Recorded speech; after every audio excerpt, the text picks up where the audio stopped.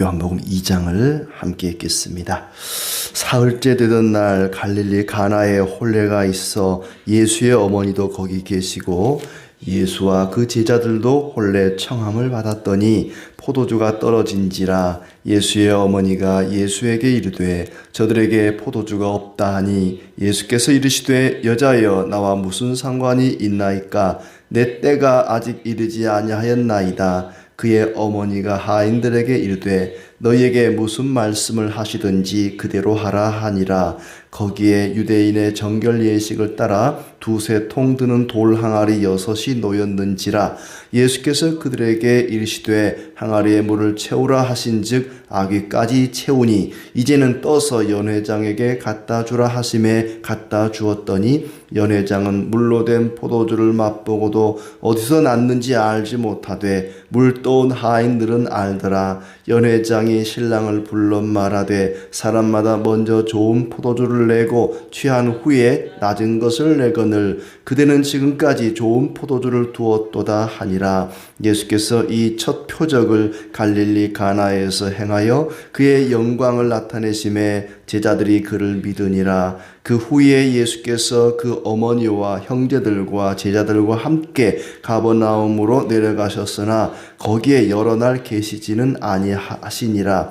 유대인의 유월절이 가까운지라 예수께서 예루살렘으로 올라가셨더니 성전 안에서 소와 양과 비둘기 파는 사람들과 돈 바꾸는 사람들이 앉아있는 것을 보시고 노끈으로 채찍을 만드사 양이나 소를 다 성전에서 내쫓으시고 돈 바꾸는 사람들의 돈을 쏟으시며 상을 엎으시고 비둘기 파는 사람들에게 이르시되 이것을 여기서 가져가라. 내 아버지의 집으로 장사하는 집을 만들지 말라 하시니 제자들이 성경 말씀에 주의 전을 사모하는 열심히 나를 삼키리라 한 것을 기억하더라. 이에 유대인들이 대답하여 예수께 말하기를 네가 이런 일을 행하니 무슨 표적을 우리에게 보이겠느냐. 예수께서 대답하여 이르시되 너희가 이 성전을 헐라 내가 사흘 동안에 일으키리라. 유대인들이 이르되 이 성전은 46년 동안에 지었거늘 네가 3일 동안에 일으키겠느냐 하더라. 그러나 예수는 성전된 자기 육체를 가리켜 말씀하신 것이라.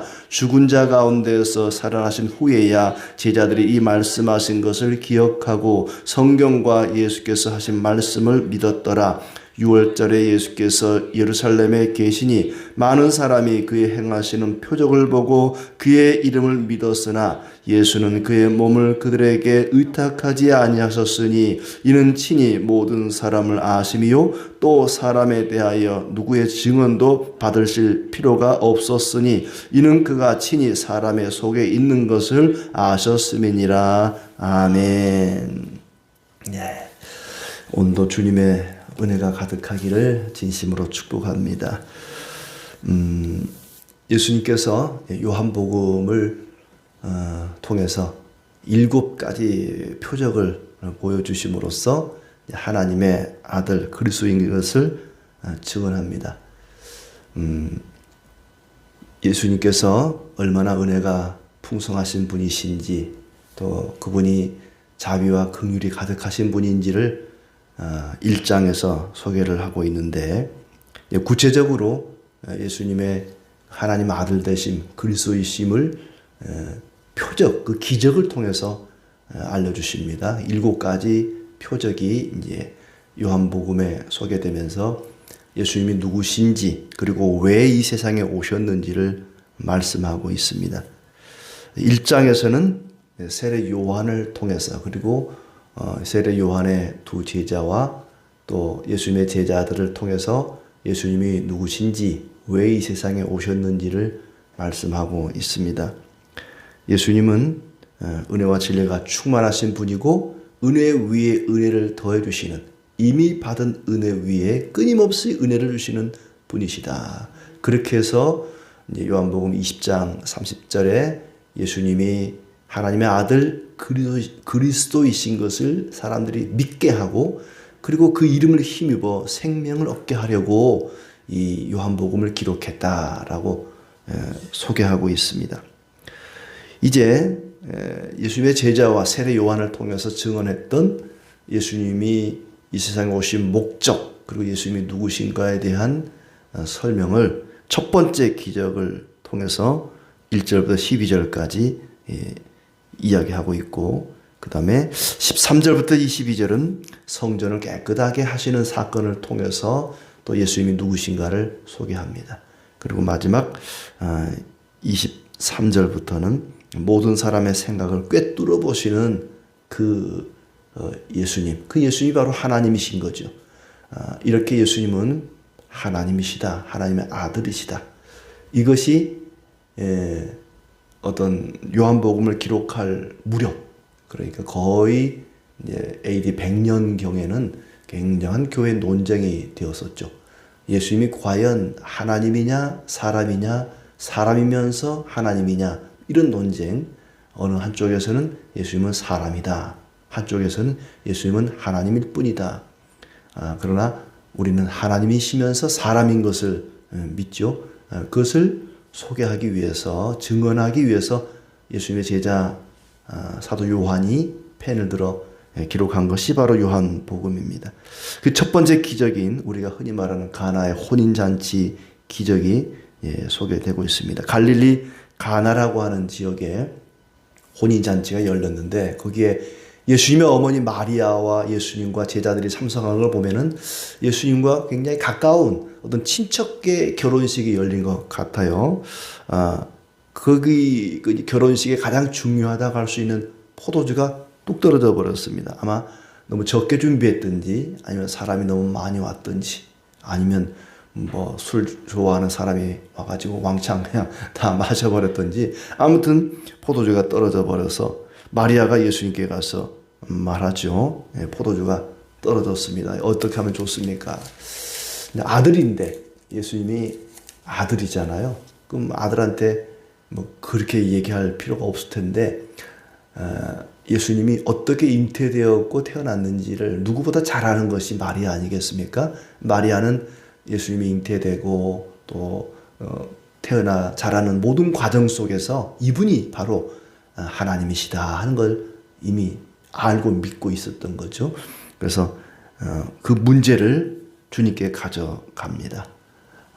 예수님께서는 그 어려움을 외면하지 않고, 처음에는 여자여 나와 무슨 상관이 있나이까, 내 때가 아직 이르지 아니하였나이다 라고 사양을 하는데, 그러나 이제 무슨 말씀을 하시든지 그대로 하라, 마리아가 하인들에게 얘기를 하는 걸 보면은 예수님이 반드시 이 어려운 문제를 해결해 줄 것을 믿는 그런 믿음이 있었던 것 같아요. 마리아의 어떤 믿음, 그리고 하인들에게 무슨 말씀을 하시든지 그대로 하라, 순종을 요구하고 있습니다.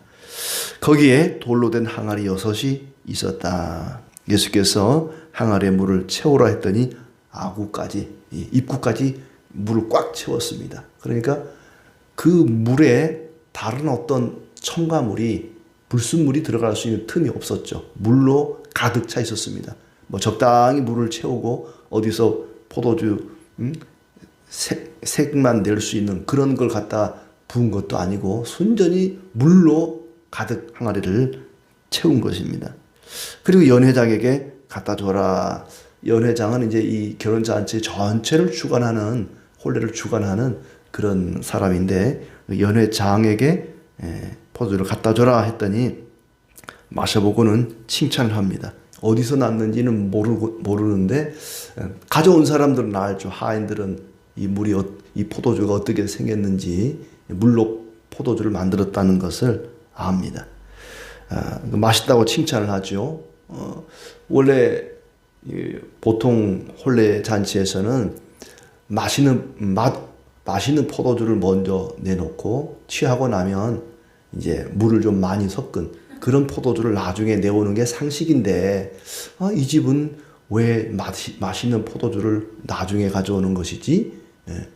그 원래 이제 포도주라는 게 그냥 포도즙만, 순수한 그 즙만 내오는 것이 아니라 물을 섞는단 말이죠. 물을 몇 대 몇으로 섞느냐에 따라 맛이 달라져요. 저희 집이 옛날에 막걸리 장사를 했거든요. 막걸리를 원액을 가져오면은 큰 통에다가 붓고 물을 얼마나 붓느냐에 따라 이게 맛이 달라져요. 처음에는 이게 이제 물을 조금 섞은 술을 갖다 주는데 이게 취하고 나면은 맛을 모르거든요. 그러면 이제 물을 왕창 섞은 걸 갖다 줘도 이게 물인지 막걸리인지 잘 분간이 안 간단 말이죠. 그래서 흔히 술인지 물인지 뭐 그런 표현이 나오잖아요. 이 포도주도 그렇단 말이죠.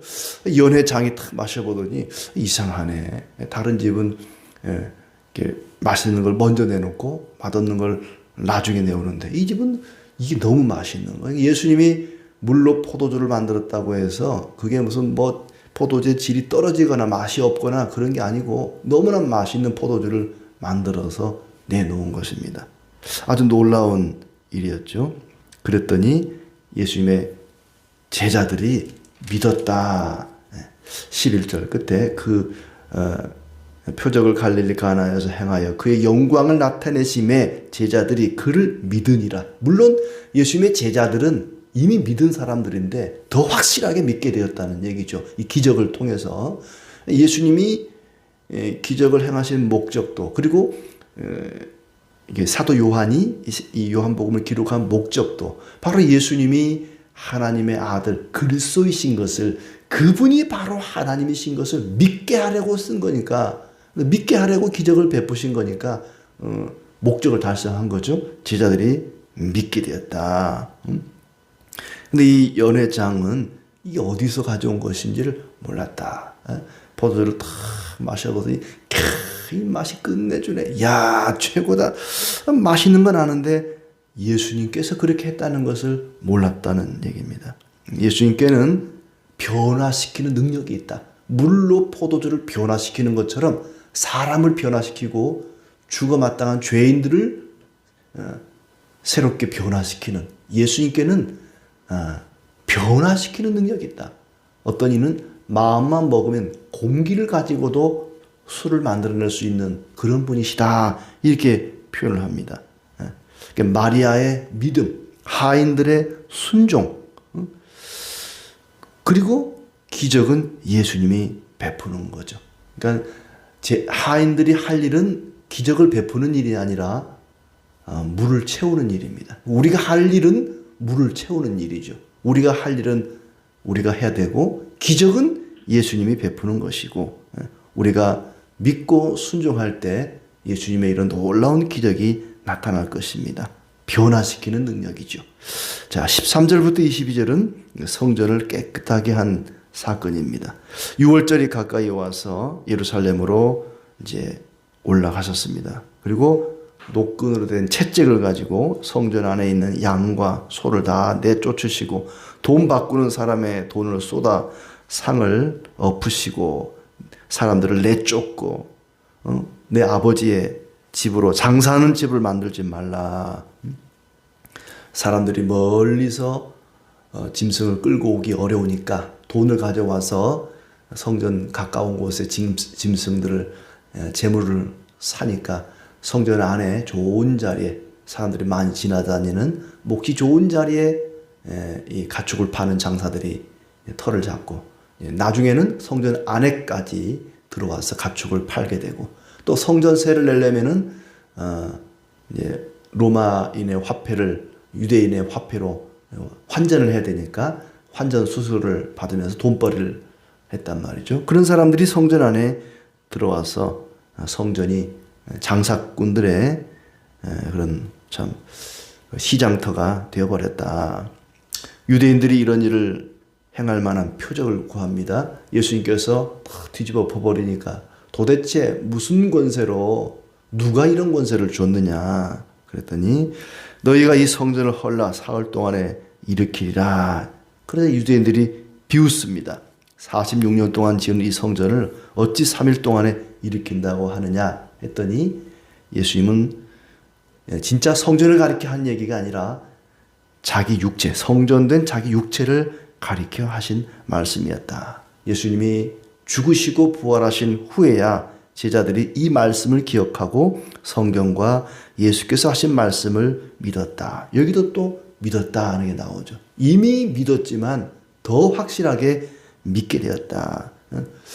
죽은 자가 살아나는, 마치 물로 포도주를 변화시킨 것처럼 죽은 자를 살려내는 능력이 예수님에게 있었던 것입니다. 예수님께서는 우리의 필요를 풍성하게 채워주시는 분이고, 죽음에서 다시 부활하시는, 생명을 주시는, 은혜 위에 은혜가 넘치는 그런 분이십니다. 자, 예수님께서 다시 살아난 부활보다 더 큰 기적이 어디 있겠습니까? 물로 포도주를 변화시키는 것도 대단하지만 죽은 자가 살아나는 이보다 더 큰 표적이 어디 있겠습니까? 제자들은 그걸 보고 또 예수님을 확실하게 믿게 되었다는 거죠. 예수께서 행하시는 표적을 보고 많은 사람이 그의 이름을 믿었다. 자꾸 이게 믿었다는 표현이 많이 나오죠. 요한복음의 목적이 예수님을 믿게 하려고, 예수님이 하나님이시다, 그분이 하나님의 아들 그리스도다, 그걸 믿게 하고 그 믿음을 가지고 힘을 얻게, 생명을 얻게 하려고 요한복음을 기록했다 하는 것을 알 수가 있습니다. 예수님은 모든 사람을 아시고 그의 몸을 그들에게 의탁하지 않으셨다. 예수님은 사람의 속에 있는 것을 아심으로 누구의 증언도 받으실 필요가 없는 분이다. 우리는 주님이 베푸시는 표정만 볼 것이 아니라 마치 연회장처럼 포도주를 마시고 끝내준다, 감탄만 할 게 아니라 표적을 베푸시는 그리스도를 바라봐야 할 것입니다. 기적만 볼 것이 아니라 기적을 행하시는 주님을 바라봐야 됩니다. 성전인 우리 자신을 청결하게 해야 할 것입니다. 예수님은 성전의 본래 의미, 만민이 기도하는 집, 이것을 회복시키려고 했습니다. 많은 기득권 유대인들이, 대제사장들이, 또 바리새인들이 돈벌이에 급급할 때에 예수님께서 진노하십니다. 채찍으로 내리치셨습니다. 18절부터 나오는 말씀은 다른 복음서에는 없는 내용입니다. 그러니까 유대인들이 무슨 권세로 이런 일을 행하느냐, 우리에게 표적을 보여라. 당신이 도대체 성전을 마음대로 이렇게 휘젓고 다니는데 누가 이런 권세를 줬느냐. 이 성전을 마음대로 할 수 있는 것은 우리다. 우리가 바로 이 성전을 주관하는 제사장들인데, 서기관들이고, 우리가 이 성전을 지금 쥐락펴락할 수 있는 그런 권한을 가지고 있는데 지금 예수가 와가지고 막 다 뒤집어 엎는단 말이죠. 당신은 무슨 권세로 이런 일을 행하는지 표적을 보여봐라, 기적을 보여봐라 라고 이야기를 하죠. 그러자 예수님께서는 이제 이 성전을 헐면 내가 사흘 만에 다시 세우리라 말씀하셨는데, 그 성전은 실제 성전이 아니라 예수님의 몸을 가리키는 것이고, 성전을 헐라 이 말은 나를 죽이라 그 말이죠. 너희가 나를 죽이라, 이 성전을 헐라, 나를 죽이라, 그럼 내가 사흘 만에 다시 살아날 것이다, 이걸 얘기하는 것이었죠. 예수님께서는 단순히 성전을 깨끗하게 해서 잘 관리해서 오래오래 사용하려고 그 성전을 청결하게 사람들을 내쫓고 상을 뒤집어 엎고 그러지는 않았습니다. 성전의 본래 목적을 회복하려고 했던 것이죠. 성전이 뭐 하는 곳입니까? 하나님과 사람이 만나는 곳입니다. 하나님의 말씀을 듣고 하나님께 기도하는 곳이죠. 하나님과 그 백성이 교제하는 곳이 바로 성전입니다. 예수님께서는 성전인 예수님 자신을 통해, 그리스도를 통해서 우리가 하나님 말씀을 듣고 하나님 앞에 나와 기도하고, 우리가 기도할 때 그래서 그리스도의 이름으로, 예수님의 이름으로 기도하지 않습니까? 예수님은 바로 참된 성전이다. 너희가 이 성전을 헐라. 더 이상 참 성전인 내가 왔으니 이 성전은, 눈에 보이는 이 건물 성전은 필요 없다. 내가 바로 성전이다. 나를 통해 하나님을 만나고 나를 통해 하나님께 기도하고 나를 통해 말씀을 들으라. 내가 바로 하나님께로 가는 길이다. 내가 바로 성전이다. 예수님을 통해서 죄인들이 하나님 앞에 나아가서 풍성한 은혜 받기를 원하셨던 것입니다. 이제 더 이상 건물 성전은 필요 없다. 무너뜨리라. 내가 부활하여 다시 성전을 세울 것이다. 그래서 예수님이 성전이고 예수님이 거하시는 교회가 이제 새로운 성전이 된 것입니다. 나는 성전의 주인이고 내가 곧 성전이다. 나중에야 제자들이 그것을 깨달았다. 예수님이 성전이고 예수님이 초석이 된 교회가 바로 성전이다. 그 교회를 통해서 말씀을 듣고 주님의 몸인 교회를 통해서 우리는 기도하고 하나님의 은혜와 위로를 받게 된다는 것. 이것을 제자들이 깨달았습니다. 예수께서 우리의 성전이 되심으로 우리는 그분 안에서 하나님의 풍성한 은혜를 누리게 됩니다. 그리스도 안에서 언제 어디서나 풍성한 은혜 주시는 그리스도 안에서 기도할 때에 그리스도는 우리에게 은혜 위에 은혜를 더해 주실 것입니다. 이렇게 주님 안에서 주님의 몸된 교회를 통해서 하나님과 교제하고 기도함으로 풍성한 은혜를 누리는 끊임없이 부어주시는 하나님의 은혜가 가득하기를 진심으로 축복합니다.